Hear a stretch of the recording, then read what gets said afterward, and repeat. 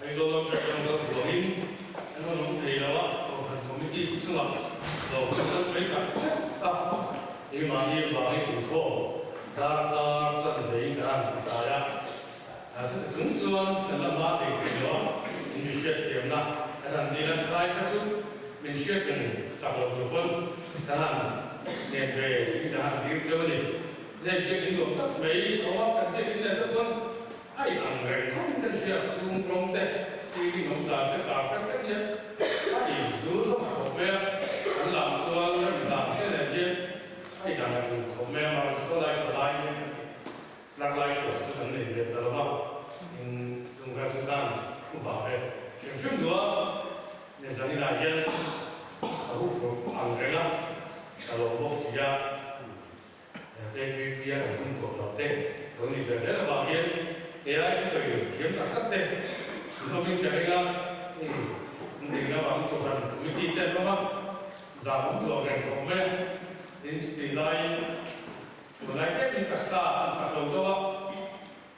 những cái này cái nào nữa hàng cái đó mà như giờ là giá thì nó giá số thì chính cái uy tín nào cũng gì rồi về cái hành xia mà giá thì đây là ăn cái thầy đó là năm nghìn thầy đó thì bây giờ sẽ đi xem những bài vọc sáng đi tập cái này đẹp cái đấy có một số cái rất là hào là những gì khám rất là chung và thêm các cơ quan nhận khám một cái chung là chính sách thì cơ quan cần tạo có điều sẽ thấy là còn nó cũng rất vấn đề thì chủ đi à mà muốn sẽ nhiều cái chuyện này hôm nay đâu được đó cần phải thử lòng vào hàng luôn là thế là chẳng này thiên thì mình nói chẳng xong rồi là có thật là đúng xong đó là giang phần thật đi rồi đi tiếng xong rồi là chua lần qua tụi chúng alo đi tao thiết lập cái này thôi nó đi alo đến đi nói để thôi nó ai thôi chú ai chọn做吧然后他外公主ai chọn做cái này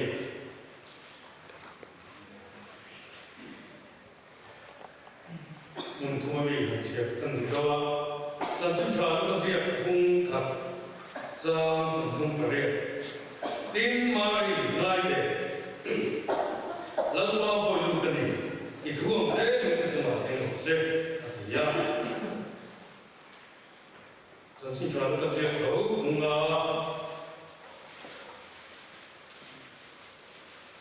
trong là một cái trong những cái đàn chia với này cái thứ in lên đây cái này thứ cần chia đây là bằng những giá ta mà mình sẽ cái thứ mà mình phải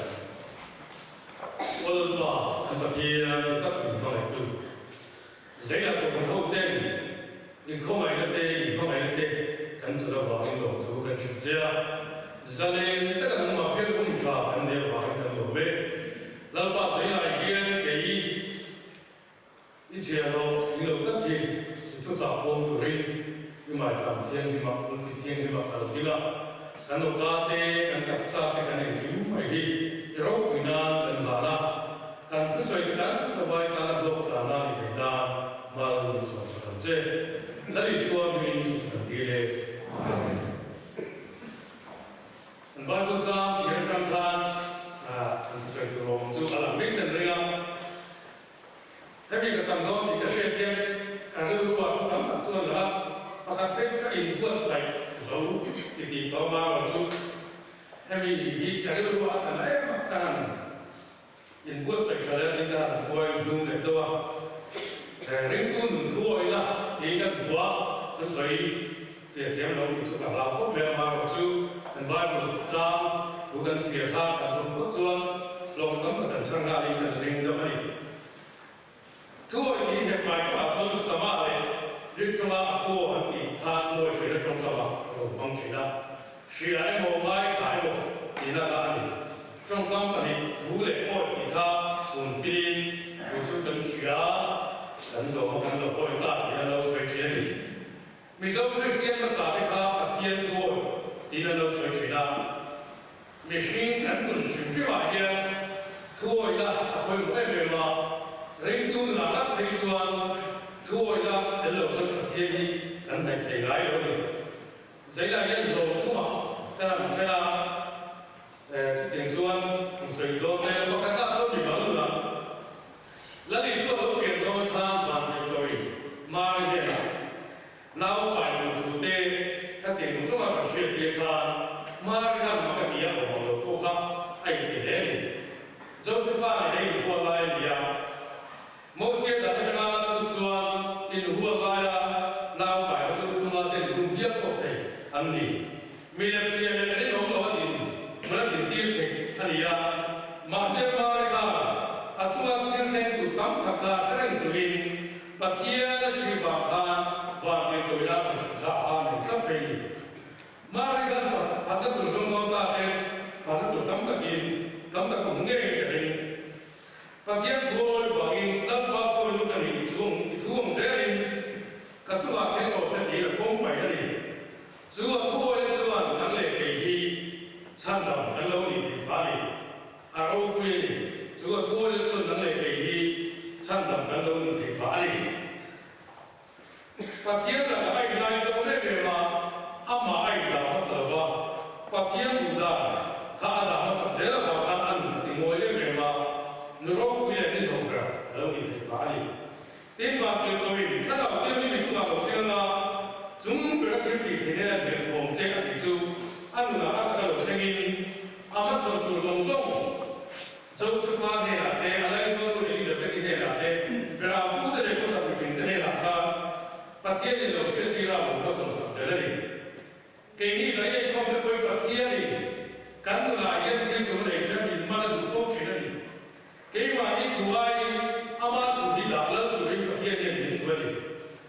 อาถูกกันโอ้ยไม่ดีกันตามนั้นส่งให้ดำน้ำเราไม่ชอบชีนะอามันถูกอยู่เองไม่ดีกันตามนั้นชุดกันนี่จุดเดียวกันที่ชอบกันถ้าเราไม่ดีประเทศนี้เราเองเป็นไม่เจ๋งเลยอาเราเนี่ยกันจะส่งมาสู่ที่อาไปดูกันหวังเฮียนอามีเราลำส่งให้กันกู้มากันไงตัวจุดชอบกันนู่นที่บัวกันตัวพักโฟกัสเลยแล้วอีกส่วนมาเก็บพวกเขาอามันเราไม่ดู就这个嘛，这个把天土的中间瓦看，这个规则了，这个你们地方我都是不看，啊，这个没问题。没事啊，处理了，慢点弄多了，挺多的你学得多了，是我们那个他们那里弄了不的。啊，马上就啊，把这个看，啊，把这个东西变成老是提了的，马上把天的路啊，把土的中间做，简单不简单？那你用多点时间，这些种菜种什么干？来起来待着，马上给妈土里边，那妈土里做好些地，阿妈这种先做个户口的主人，阿保在那里。所以别的做能带给你啥也没得意，马里产量做够的，说了够的，全部的到那就个产量能够你提哪里？黑暗的我们所以。听到我们个很有理，这样一马里海内对了，干土中了嘛，也干的路干别的是这边嘛，就说干土里啊，说提高没的，啊，成工作都刚刚过来，啊，成了干的就说干不得过的，把天托一个他别得起来的，顶干土中嘛，不能出带了出来，我这都这边。所以说是那里头啊，他出来以后，很粗那个很水啊，他那两千多块钱，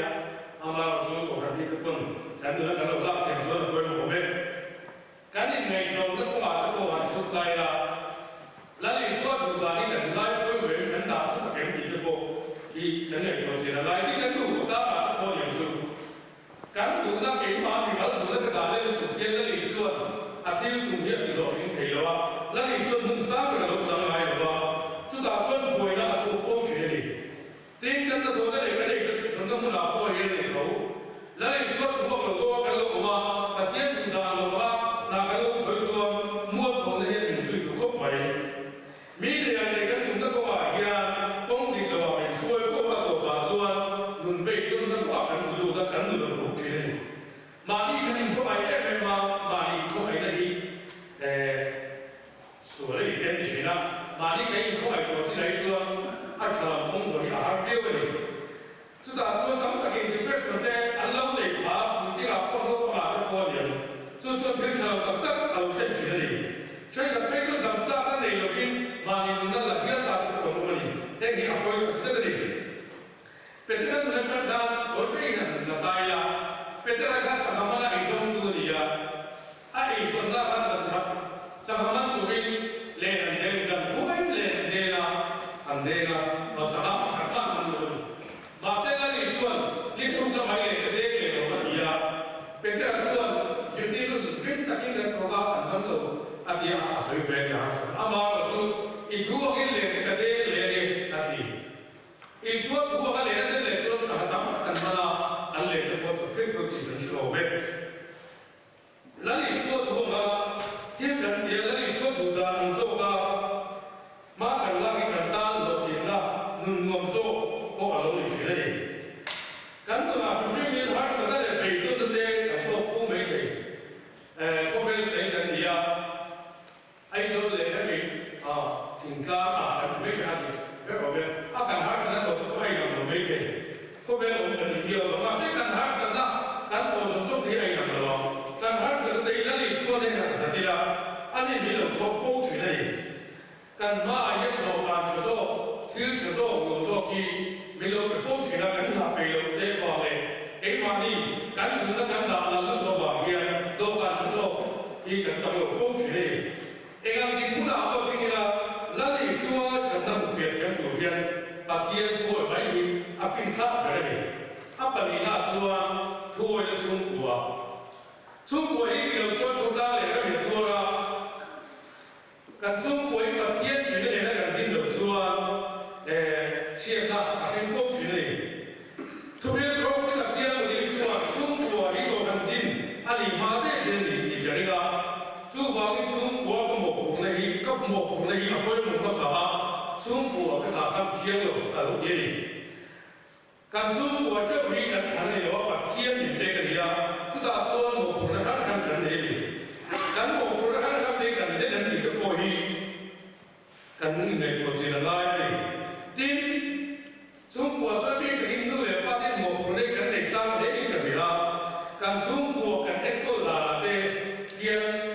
mà đi trước của cái này của chế độ chủ lý cái gì là Trung Quốc quốc mà lâu của kia đi lên lâu số sang càng lúc tới coi anh đi về rồi mấy thế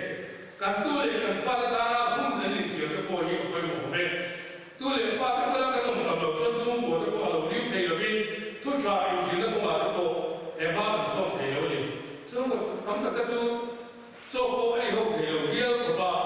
in bút không thì lâu cái thì lâu thì chưa vào chuan đang Trung Quốc vẫn đã bắt đầu quay mùa bên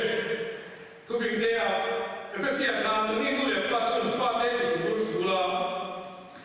lần ba thùng này thì ra cho em có do một tí cần mua đến tôi vì thế cũng không đi phải đi ra là cô nào còn số càng lâu cũng là chúa chỉ đi là cũng quên thả là một tí cần mua đi và kia thua một số con cái thành công này kia anh là quý tiền da hello thế là chúng ta nói là thiên chuyện là một trong những cái chuyện này là lý do ai đã đi đầu chúa Trung Quốc cái thành công đầu chúa vừa được cảm nhận có câu chuyện này vậy là cái người là ba cái cái Trung Quốc cái thành công nó không phải kia là lý do con chúng là lý do chúng ta chúng là bài cứ bị chúng si cái thành công đi quay một bên tương lai có thể chúng ta làm có thể là cái chuyện đó là mà trước tiên có cần công dân Trung Quốc thì cái thành công này người ba cũng có thể quay một bên như thế quay một bên là xưa và thiên chuyện đang trở nên thể là được ba thì cái thành công quay một bên thì FSC là có cần mua nếu còn theo lần ba xưa thì người ba chủ rồi chú thiên định là gì à in người ba chủ rồi chú tiền này có sắp đến đây这里做的当然常常的，依然的当然的，也很多。人家以后这一都帮了的都别的，那里别的，人家呀，的努力把那个过很多忙，做的往做，干努力把的，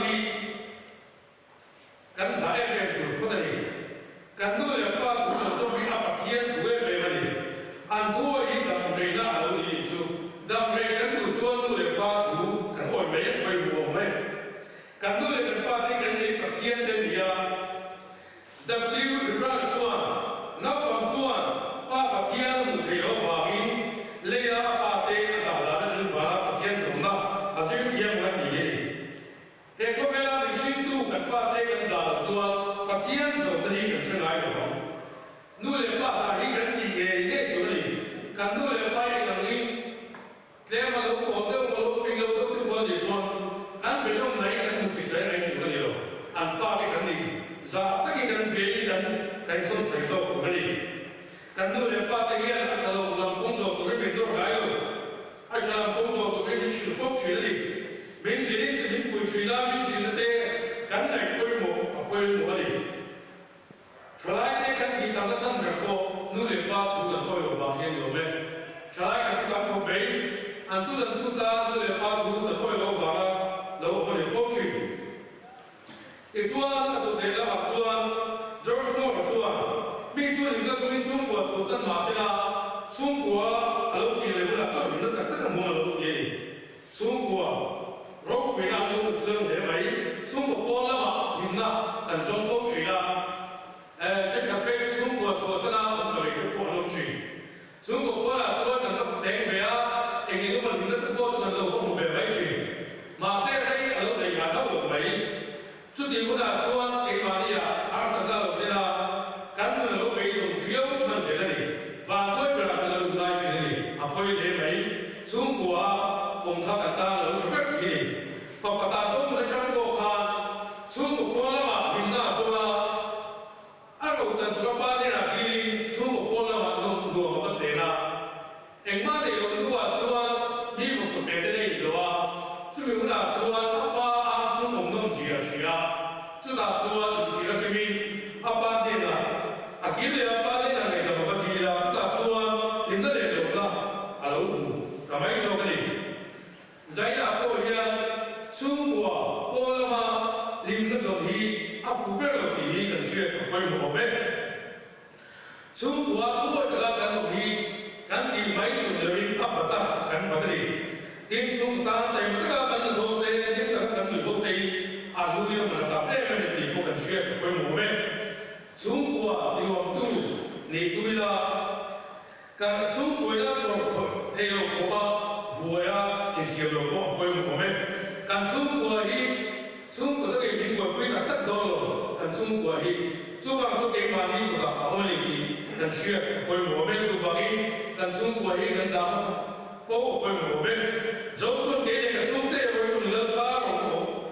龙那里面多多的有这样，但中国这边有些不贴那个说会我们，就往说跟就往中国的那里说了对啦，那里说然后会我们，阿不从那说都红了，比较这一个话，或者我这边不一样。阿罗啊，咱们可以说，农的不干了全里，那些不干的不干，你不干，咱说不干农村，咱里多了，俺说的会，你那里边干农，全开始做干农会的，不干的，说村，阿罗干农那一样，来干农村，来干农，来不去那里，你马里来呀，你咱去做干部，还是不要过去，但是现在过去了呗。đến cổ phần thế chuyên viên cổ phần thành chiếc cổ phần hai cũng tiến cổ phần cổ lô chỉ là chưa cái đồng cổ lô là cho mà đi chủ cái lô là nó cũng chỉ để à không phải phát hiện được là đi gần cả lô biết à quay cổ biết sau đó là cái nó cũng sống vào là sang phòng nghiệp tôi mới chia làm than lần ba cho lô đi học vào phía lần thế tìm thôi thì lô cái gì lại thì thôi chú sửa số ba cái nào mà thao ấy là chú cũng chú sửa số cái gì bố làm tê tôi làm tôi có nhiều chút cái gì làm công ty cái đầu công ty là thế này mà sẽ phát triển thủ á thiết lập làm của quý tấn thế hiện mi cái gì mà mi ra cái đường này có mà cái đường này ai mày cái rồi cái này thì sao cái này liên công quý cả tập thể rồi mà cái này là phát triển thủ được vào ý là không phải làm sao để cô anh thấy này cái khi sao mà chuan lúc biểu mày mà của chúng ta thiên thôi và anh mình nói thấy này cái thiên thôi và nó là anh đi phá rồi cái mà đi cái nào quên một cái cô chuan